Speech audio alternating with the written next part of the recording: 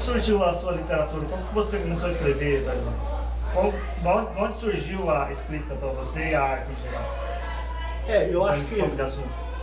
Eu acho que surgiu a partir do momento em que eu era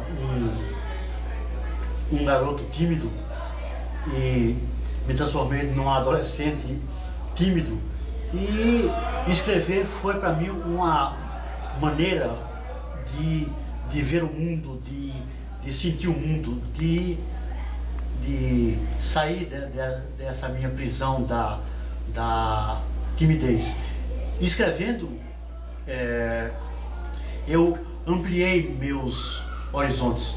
Eu acho que foi por aí que eu comecei a escrever. Você já começou a tomar? Não. Fala para nós do primeiro processo, né? Então, dos marcos seus. Não, de maneira nenhuma eu comecei com o primeiro processo. Eu comecei lendo Castro Alves, lendo Monteiro Lobato, e a produzir aí uma poesia muito parnasiana, muito romântica, que eu não produziria hoje de maneira nenhuma.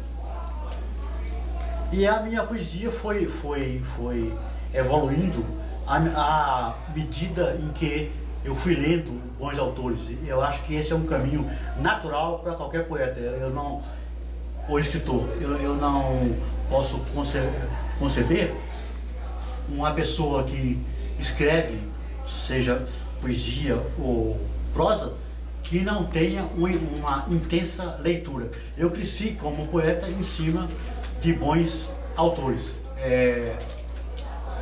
Desses autores, o João Cabral de Melo Neto foi realmente um poeta fundamental para mim, e eu tive uma fase na minha poesia em que escrevia, não plagiando, óbvio, mas muito dentro dessa estética seca, dessa estética exata do João Cabral de Melo Neto. E passado essa fase, em 1968, surgiu em Natal e no Rio de Janeiro um movimento poético chamado Movimento do Poema Processo. O que foi o Poema Processo? Foi um avanço em termos de poesia, tendo como referência a poesia concreta. A poesia concreta, certamente, inegavelmente, revolucionou a poesia neste país, feita por três cabeças pensantes da maior importância, como o Décio Pignatari, o Haroldo e o Augusto de Campos, que são três figuras assim fundamentais para a cultura joseense, para a cultura brasileira. Então o Poema Processo ele foi bem mais radical do que a poesia concreta. Aonde esse radicalismo? Enquanto que a poesia concreta ficou ainda muito presa ao papel, ao poema impresso no papel, o poema concreto, o poema processo quebrou isso. Aqui, por exemplo, tá na parede um exemplo disso. Esse poema é um poema de minha autoria, que se chama Opinião. Ele é feito de palavras, todas essas palavras são soltas no poema original e jogada numa mesa ou no chão, e o leitor ou espectador ele vai formando mensagens aleatoriamente. Esse poema foi exposto com um grande público, com grande participação no Museu de Arte Moderna do Rio na década de 70, porque realmente o próprio nome dele diz, opinião. Através dessas palavras você pode manifestar democraticamente a sua opinião. Você pode, por exemplo, formar uma frase de, digamos, de uma ideologia esquerdista, o tanto quanto você pode usar essas palavras para formar uma ideologia de direita. Existem outros personagens como Helena Khalil, que Helena Khalil teve uma atuação na França, convivendo com os movimentos que aconteciam na França. É assim, pessoas como a Helena Khalil, que se influenciaram pelo que acontecia no mundo nos anos 50, 60, 40, contra a cultura, esoterismo. Tinha pessoas em São José, muitas com essas linhas de pensamento, além de Helena Khalil. Fala-nos um pouco de Helena Khalil também, né?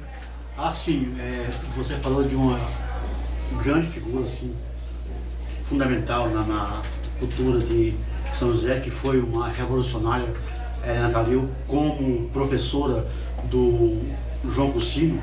Ela era professora de francês e ela dava aulas realmente que revolucionavam o sistema educacional daquela época.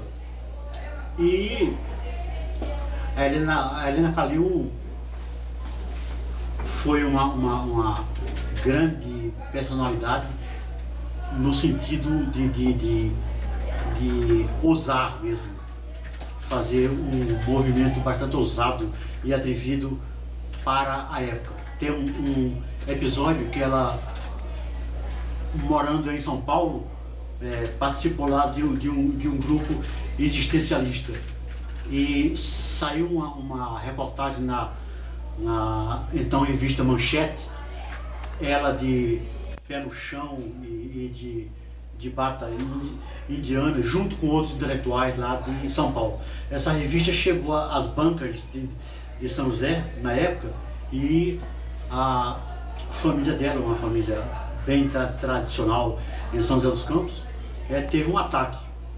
Então o que aconteceu?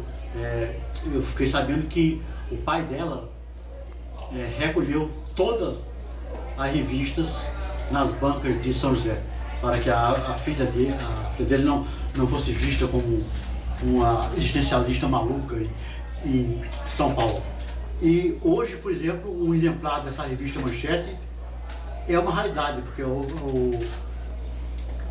tenho uma certa relação com alguns parentes da Helena e ninguém tem essa revista. Já tinha muito disso, como é, pessoal rebelde? Quem são essas pessoas que agitavam? Existiu em São José realmente uma geração rebelde, atrevida, aonde existia, quer dizer, passaram por aqui e deixaram esse atrevimento. O Edu Planchês, o Ricola, para citar apenas dois nomes assim dessa geração buliçosa, dessa geração realmente revolucionária. Outro dia o Ricola me contou, por exemplo, que ele fazia parte de um grupo que invadia certos vernissagens ou literários ou artísticos e que faziam um grande auê nesses vernissagens, e eles eram apontados como malditos. Eu acho que hoje em São José não existe mais ninguém maldito. Só bendito. Acho que Irael Luziano fazia isso. Ele fazia isso também. Falando hoje em dia disso, São José não é uma geração certinha de poetas, escritores, que tenta fazer o que está na moda. Por exemplo, a moda no momento é ir para as ruas protestar contra o governo, contra os vereadores. Então lá está todo mundo. Aí a moda é ser reacionário. São José hoje a arte em geral de São José não é extremamente conservadora, por isso que as coisas não estão acontecendo. Com certeza. A poesia, a arte de São José é altamente conservadora e não existe uma crítica literária ou artística. Certa vez eu conversei com agente cultural do SESC de São Paulo, que estava visitando São José, E ele estranhou justamente essa falta de crítica, essa falta de também autocrítica. Ele, até eu sempre me lembro disso, ele falou, mas vem cá, essa cidade é a cidade do Oba-Oba, porque aqui todo mundo é gênio, aqui todo mundo faz uma arte, uma poesia acomodada.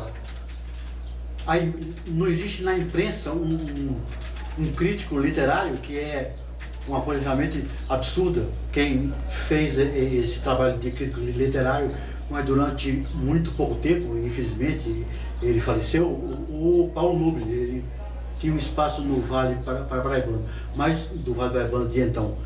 Mas isso acabou. Hoje não existe crítica literária, não existe crítica artística. Um poeta lança um livro e ninguém critica. Então o que acontece? Ele se acha gênio e escritores vivem sempre em torno de reuniões, de festas, de coquetéis e não levam os seus trabalhos a sério. Agora, não se pode generalizar. Eu tenho, por exemplo, muito respeito pelo trabalho de Moraes. Eu acho que o professor Moraes é um dos raros poetas que essa cidade tem e que leva a poesia a sério, que pesquisa novas linguagens. Ele está, inclusive, cada dia mais evoluindo nesse processo. Quanto ao resto, realmente, você pega um livro, eu não vou citar nomes, porque é quase uma coisa geral. Você pega um livro de um poeta joseense e você lê aqueles poemas como um filme que você já viu.